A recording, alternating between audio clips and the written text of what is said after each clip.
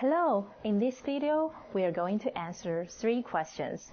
First, what are the persuasive strategies in advertising?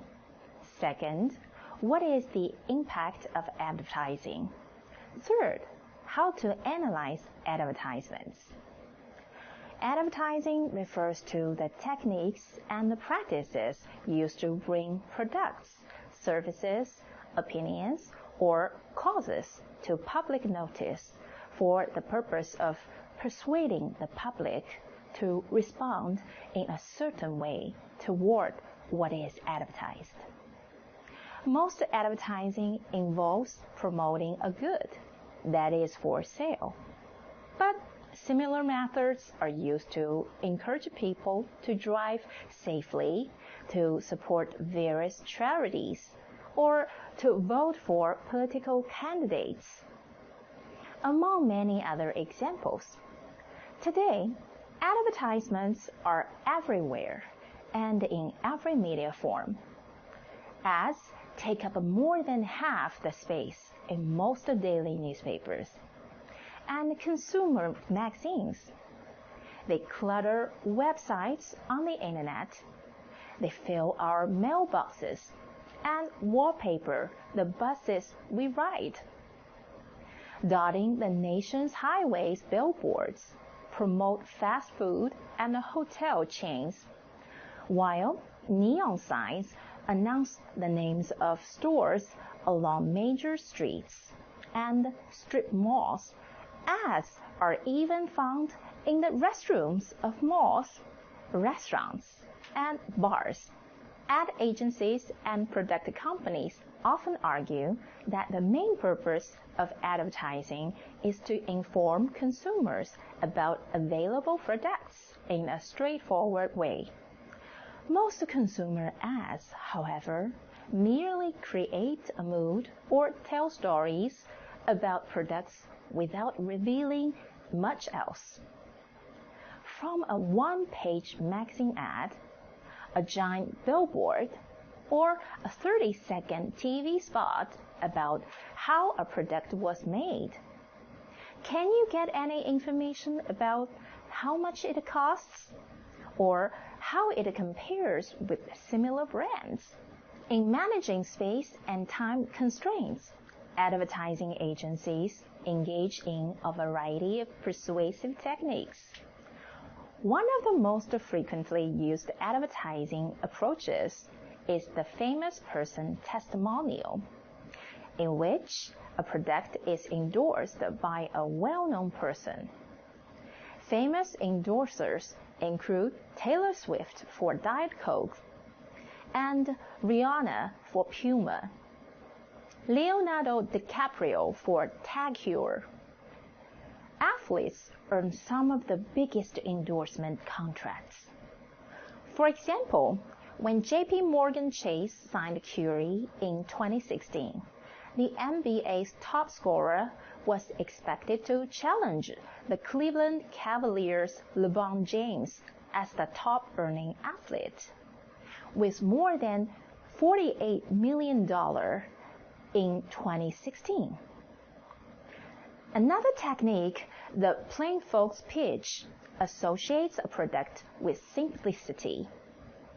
Over the years, Volkswagen, Driver Wanted, General Electric, We Bring Good Things to Life, and Microsoft, I'm a PC and Windows 7 was my idea, have each used slogans that stress how new technologies fit into the lives of ordinary people. In a way, the Facebook technique of sponsored stories fits this model, since it depends on friends' endorsements of products rather than the words or images of stars or athletes. By contrast, the snob appeal approach attempts to persuade consumers that using a product will maintain or elevate their social status. Advertisers selling jewelry, perfume, clothing, and luxury automobiles often use snob appeal. For example, the expensive bottled water brand Fiji ran ads in magazines like Esquire. It said, the label says Fiji because it's not bottled in Cleveland. The ad intended to talk about the water bottled in Fiji favorably. Because Fiji water is produced in the South Pacific rather than the Cleveland, an industrial city in America. However, Fiji withdrew this ad after the Cleveland Water Department announcing test results showing that its water was more pure than Fiji water. Another approach, the bandwagon effect, points out in exaggerated claims that everyone is using a particular product. Brands that refer to themselves as America's favorite or the best imply that consumers will be left behind if they don't buy these products. A different technique, the hidden fear appeal, plays on consumers' sense of insecurity. Deodorant, mouthwash, and shampoo ads frequently cause anxiety from people. These ads point out that only a specific product can relieve embarrassing personal hygiene problems and make a person too socially acceptable.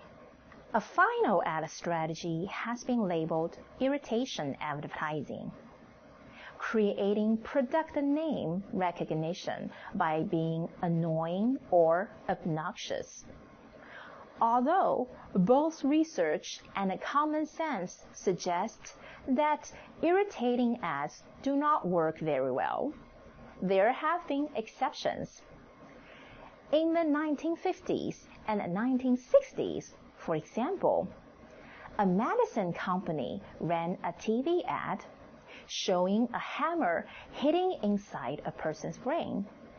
The product sold well because people got relief from the ad as well as from their headaches. In Vance Packard's book, The Hidden Persuaders, he expressed concern that advertising was manipulating helpless consumers, attacking our dignity, and invading the privacy of our minds. According to this view, the advertising industry was all-powerful. Actually, most people are not easily persuaded by advertising. Over the years, studies have suggested that between 75 and 90% of new consumer products typically fail because they're not embraced by the public. Despite public resistance to many new products, the ad industry has made contributions. Advertising focused on the new, making new products and ideas seem better than old ones, and introducing a sense of the modernity. It also, to some extent, raises our living standard and financially supports most media industries. Yet, serious concerns over the impact of advertising remain. Critics worry about the expansion of advertising's reach and continue to condemn ads that stereotype or associate products with sex appeal, youth, and narrow definitions of beauty. Some of the most serious concerns involve children, teens, and health. Given that the great influence advertising has on the society, we should remember to use the 5 principles of media literacy that we have learned in the first unit to respond to advertisements. As a reminder, the 5 questions we should ask ourselves are: who created the message that is being sent? What techniques were used to attract my attention? How might other people understand or interpret this message differently from me? What points of view and values are included or omitted from this message? Why was this message sent? First, we ask who created the advertisements. The company that wants to sell the product or service in the advertisement created the ad. What's the name of the company? Do we know anything about this company already? Does the company sell other products? Is the company known for selling good quality products? Second, we ask, what techniques do they use to attract our attention? Do they use different colors, images, their logos, and slogans to attract the people's attention? Is there any use of music, different voices, sound effects, and jingles? Remember, online ads may even use consumer feedback to attract our attention. Then we ask, how might other people understand or interpret this advertisement differently from me? And what points of view and values are included or omitted from this advertisement? Advertisers are constantly thinking about who is likely to buy their product. They make decisions based on their target audience. Advertisers choose what people, information, values, and points of view are represented in an ad. Finally, the last question we ask, why was this message sent? Advertisements are created for 4 types of objectives: awareness, conviction, action, and reinforcement. Awareness is the objective when a product is new.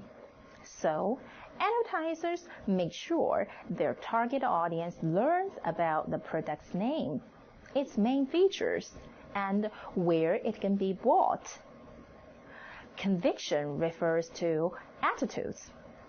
Advertisers don't just provide knowledge, but also create positive attitudes about their products. Action ads focus on getting consumers to buy the product, or at least try it. Reinforcement ads are aimed at existing customers to make them feel good about their buying habits, so they will continue to buy and consume or use the product. To summarize, persuasive strategies are usually adopted in ads. For example, the famous person testimonial, the plain folks pitch, the snob appeal approach, the bandwagon effect, the hidden fare appeal, irritation advertising. Advertisements have had an enormous effect on modern culture, and thus deserve us attention to analyze them. With the 5 principles of media literacy, the 5 questions are: who created the message that is being sent? What techniques were used to attract my attention? How might other people understand or interpret this message differently from me? What points of view and values are included or omitted from this message? Why was this message sent? That's all for today. Bye.